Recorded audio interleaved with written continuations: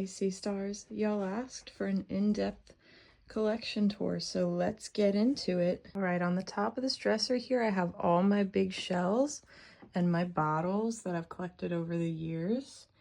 My rule of thumb generally now is if I find another big shell that I would like to keep, I'll trade it out with one of these basically, because I do try to leave as many as I can for the hermit crabs. I also have the very few, not oysters, hold on, sea urchins I have here, and my sand dollars.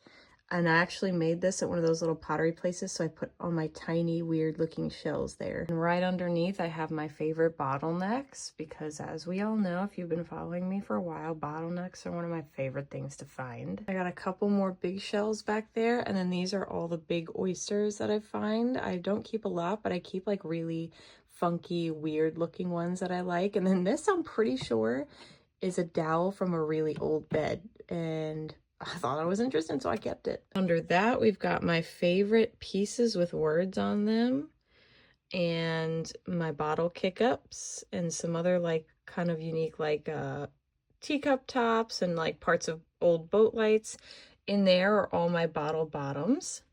And then that is my medals. I don't pick up a lot of medals, but I have collected a couple like weird ones. Oh, and I do keep some plastic. Then on here is where we have all of the sea glass. I've got my regular colors back here. That's green, white, and orange. This is pieces with words on it. This is teal, cobalt, and lilac.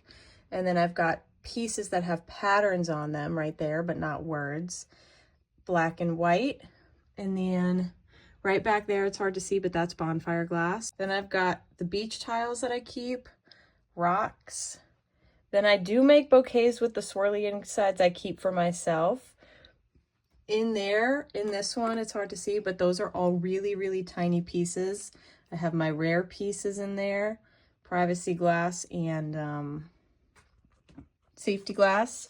Of course, pottery. These are all my sea glass ice cube nuggets, I call them. Then we've got really unique pottery finds. So this is mostly clay pipe stems and the few doll pieces I've found.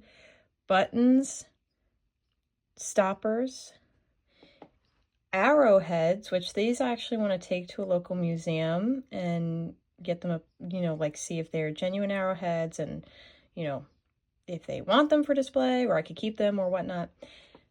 We've got, these are, I don't know, these are like my weird little cute favorite beach finds. Like a shell with a keyhole is crazy. One of my craziest finds ever. Little tiny shell. I got some cool looking rocks. Marbles, uranium glass. These are the 3 hagstones I've found in my life. The seahorse I found. Some bones I thought were interesting. I don't keep a lot of bones, by the way, because they're a pain to clean. This is actually a geode, technically. I found this on the beach, believe it or not. Peacock coal. This is one of my favorite rocks because I think it looks like a yoni, to be honest with you. And then these are my suggestive beach finds. If you can tell what I mean, good for you. And these are actually separate because, believe it or not, I found these on a farm while I was doing a corn maze this year, which is really cool.